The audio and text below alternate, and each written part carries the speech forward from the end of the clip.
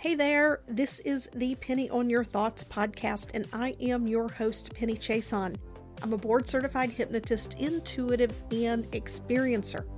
This podcast is about tapping into your subconscious to create a more aligned and abundant life. By leveraging our subconscious, we can master our thoughts, frequency, and vibration. Fusing the conscious, subconscious, and our consciousness is the science of expansion and soul satisfaction. Each week, I'll share in-depth interviews or solo episodes. This podcast was created to share how you have the power to create infinite potential within you. It's my intention that you find this podcast empowering, inspiring, and full of possibility. Now grab your favorite beverage and let's go. What do you do when you've tried hypnosis and it doesn't work? This is a very legitimate and valid, legitimate question. And to answer it accurately, we really have to take a look at hypnosis itself. There are so many ingredients that go into results in hypnosis, and it's not complex. There are just multiple things to consider. And when someone reaches out to me and says, I want to know what it's like to work with you, but I'm skeptical. I've done hypnosis before and it did not work. How do I know it's going to work with you? When I have a conversation with someone who's been in this situation, what I like to do is dive into, what type of hypnosis have you done? Because this is a key factor in understanding what may have led to the lack of results. And we're going to break it down here today.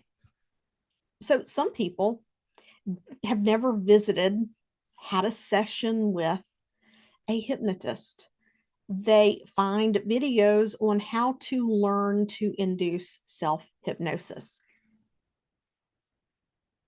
In order to really have a good experience with hypnosis, having an understanding of hypnosis itself is important.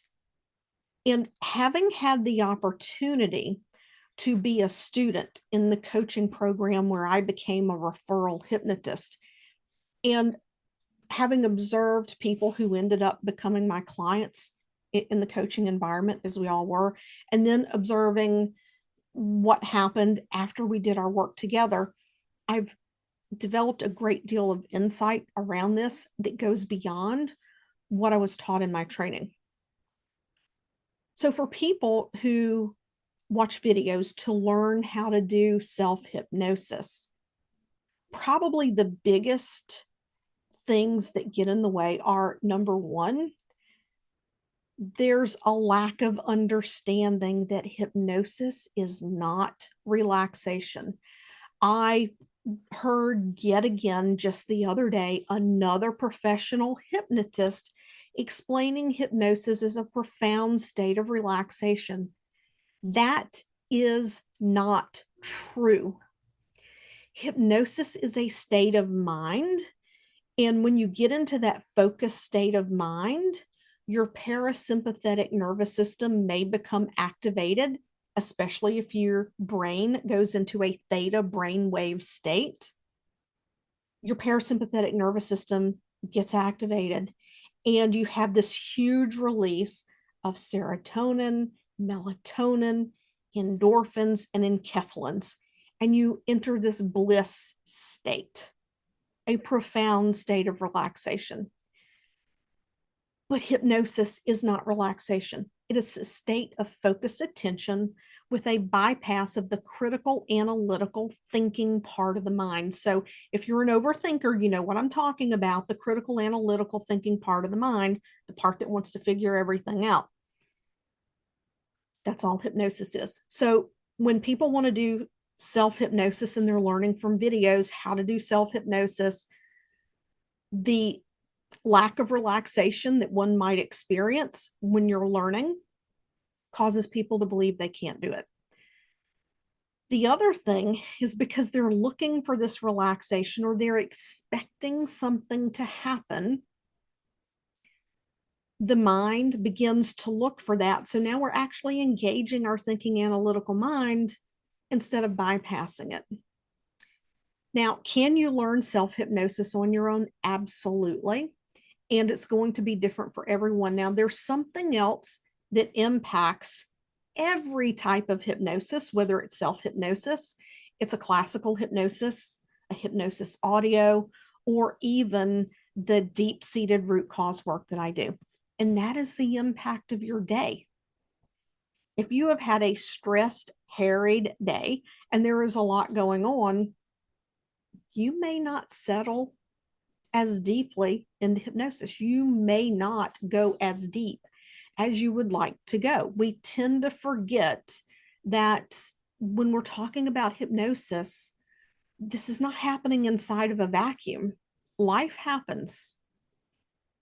So I will ask people what type of hypnosis you're doing. And if they say that they're learning to do self-hypnosis and it's without the guidance of a hypnotist, that's the first thing. The second thing is I'll ask, well, when you started, did you believe hypnosis would work? And they may say something along the lines of, well, you know what, I'm pretty desperate. I'll try anything, but nothing else has worked. Why would this work? The lack of belief that hypnosis could work will keep it from working. You've already hypnotized yourself into believing hypnosis won't work.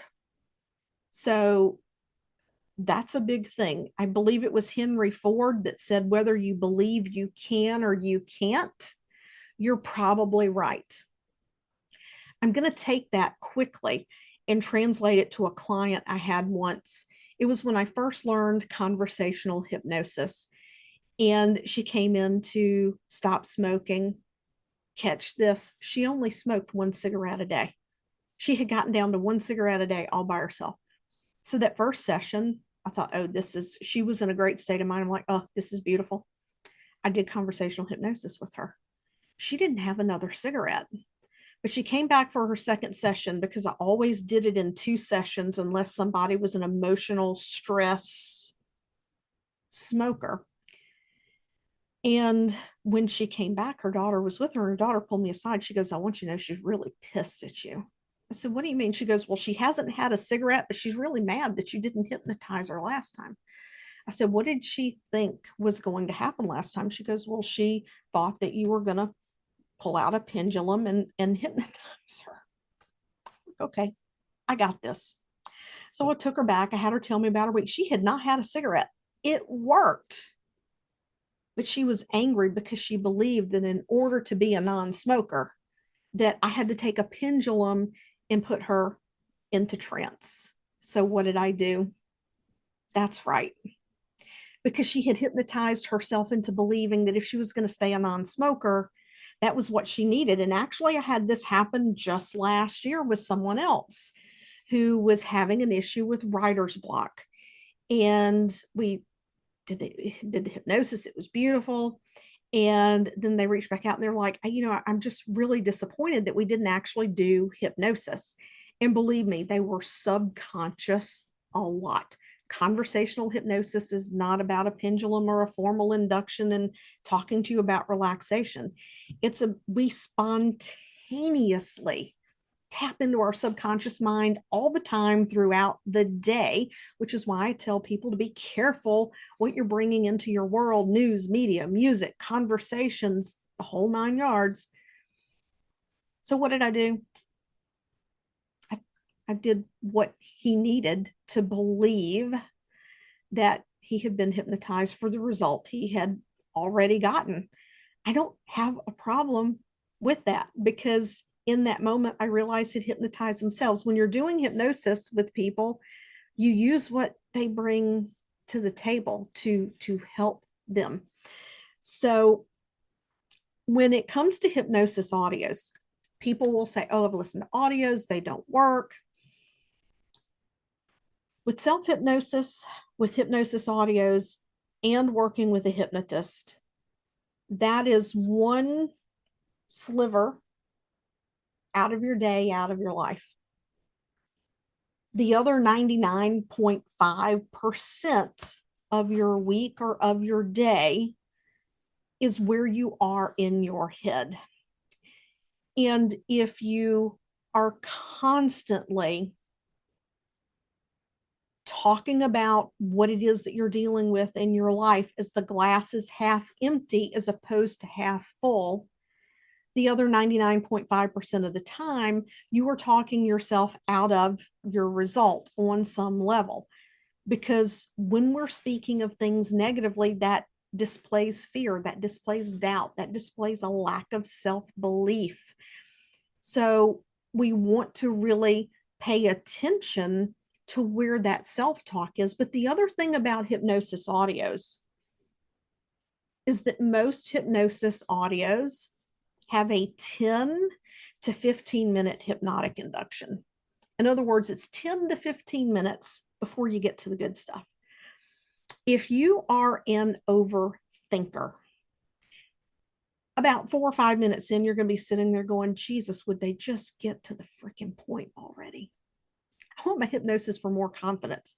I don't want to be focused on my toes and whether or not they're twitching or they're relaxed. Long drawn out inductions are not required. But if you're an overthinker or you are a busy person or you have on your mind that you've got to go do this other thing, you're impatient is going to impact the effectiveness of that because we have attachments and expectations, right? We have beliefs around what the hypnosis is going to be like. So what I do, particularly in the Catalyst Audio Vault, I created something called the Quick Drop Theta Hypnosis. And this is a priming hypnosis. The way that it's set up is I ask you for 3 days, listen to that at least twice a day before you dive into the other hypnosis audios. And here's the reason why.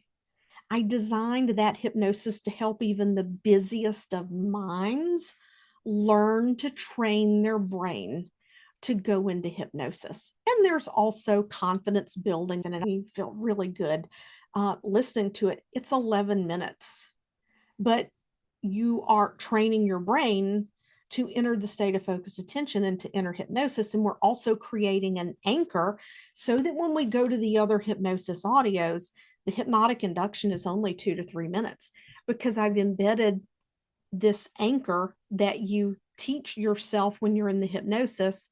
You train yourself to associate hypnosis to this anchor so that when you want to come in, and then if we're doing a 10 to 15 minute hypnosis audio, it's like 2 or 3 minutes induction and the rest of it is the good stuff.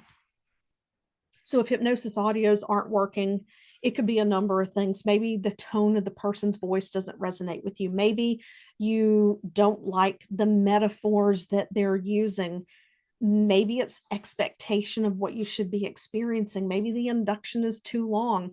Maybe it's too slow for your busy mind. You don't have to relax. So if self-hypnosis is not working, I ask those questions. Now, there are self-hypnosis audios out there where you fill in the blanks. There is space in there for you to create your own visual imagery or to say things to yourself, set your intentions, what you want. If you're not familiar with how to phrase those things, you could accidentally be programming yourself for what you don't want. So in other words, someone may say, I am confident, so I'm no longer afraid to get on stage. Your brain doesn't hear no longer, it hears afraid. If someone didn't want to be, let's say, wine, chocolate, right? You're not going to say, I no longer think about chocolate. You're going to see anytime I see chocolates in a candy dish, I can simply look at them and be so proud of myself that I'm okay without that, that I'm happier without it, that it feels so good to be in control and know that if I wanted one, I could have it, but I'm choosing to enjoy my day without chocolate. There are so many ways that we can phrase things that if we're not careful, we're introducing the thing that we don't want. And that slows us down. When it comes to doing hypnosis with the hypnotist and not getting results, there's classical hypnosis, which is scripts. There are different types of root cause work.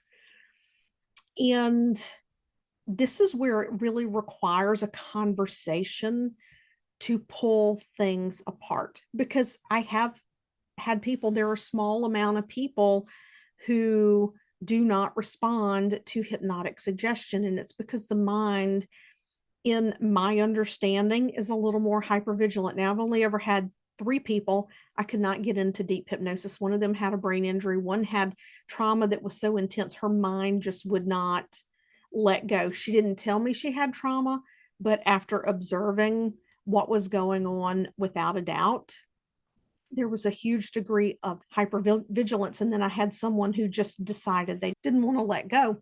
We really have to explore what happened in the hypnosis, because there are things that we deal with. There are symptoms: people pleasing, overeating, drinking too much wine, procrastinating. These things are all symptoms. And if only the symptom was addressed and not the root cause, then it may or may not get better. All hypnosis basically creates an opportunity to introduce new ideas to the subconscious mind. And then the subconscious mind can then decide. You've heard me talk about deciding. The subconscious mind can choose the best path.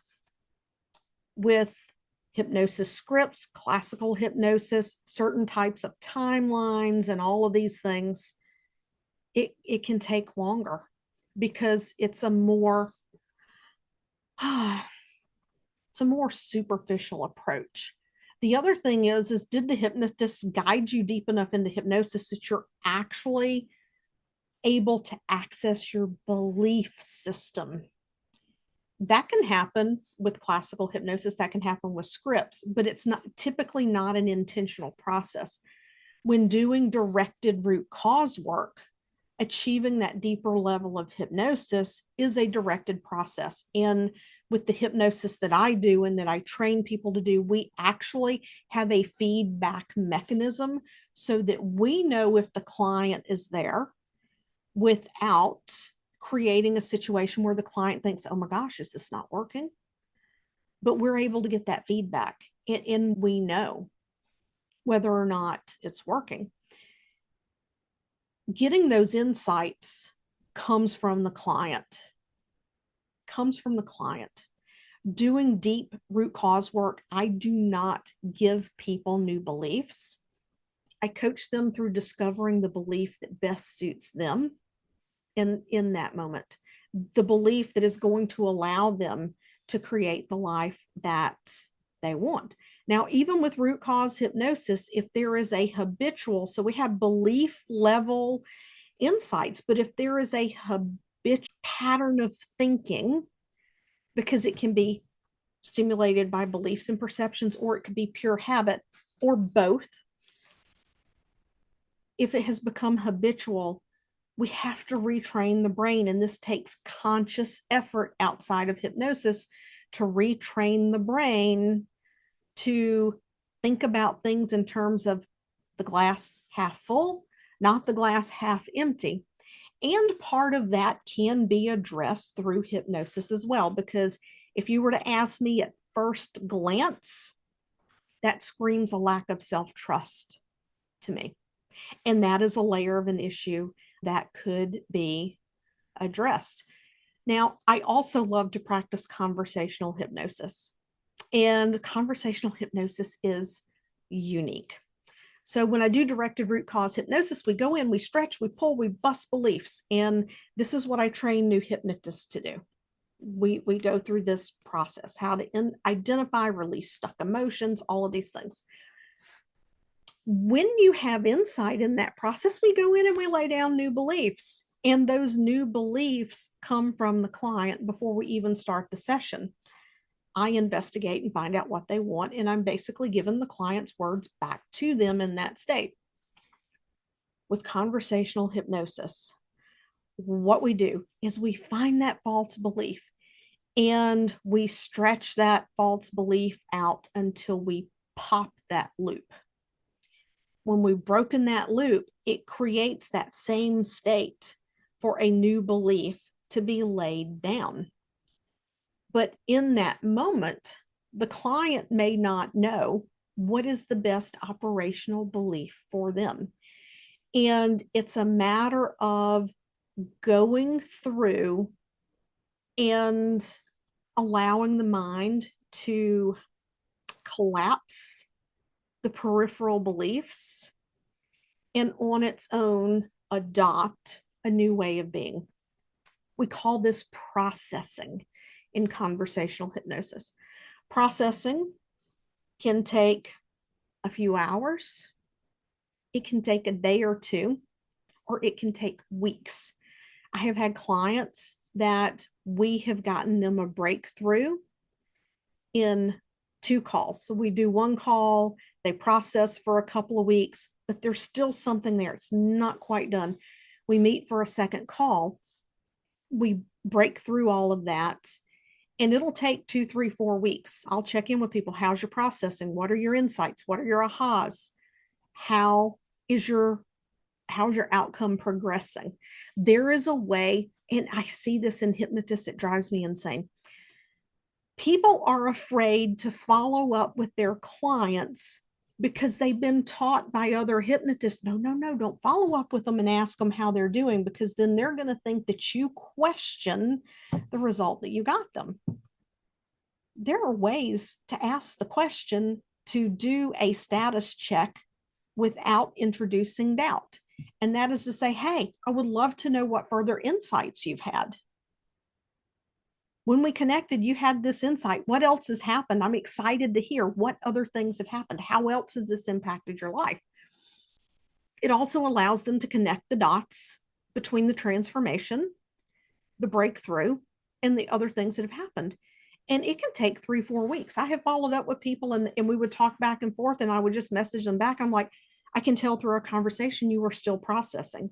You aren't done yet.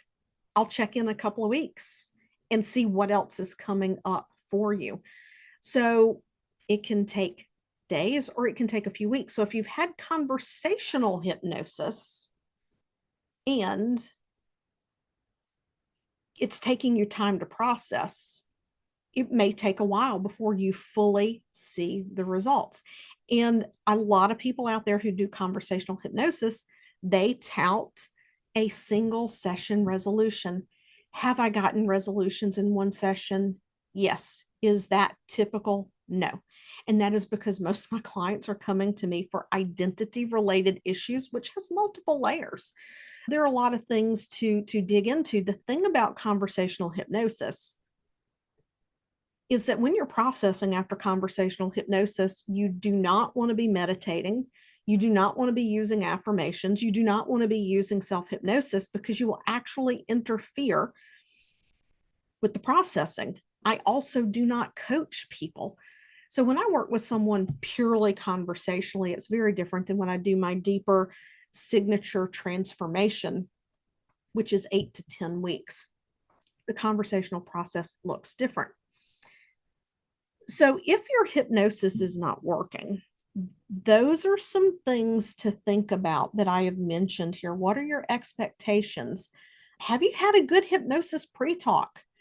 Oh my gosh, I can tell you that I do hypnosis pre-talks with my clients. It's actually recorded, but I also cover it when we touch base. And sometimes we're so excited and we just really want the breakthrough that even though someone tells us something, our own expectation underneath the surface actually will override that. So I've told many people hypnosis is not relaxation. And then at the end of our session, they'll go, I wasn't relaxed at all. I'm like, I told you, you wouldn't be relaxed. The style of hypnosis I do is not relaxation hypnosis. Relaxation hypnosis is a feel-good hypnosis. We're going for the breakthrough. We're going for the transformation. And there's usually not anything relaxing about it unless I'm teaching a very specific mind, body, spirit, self-hypnosis. And then at the end, it gets really, really relaxing in that sense.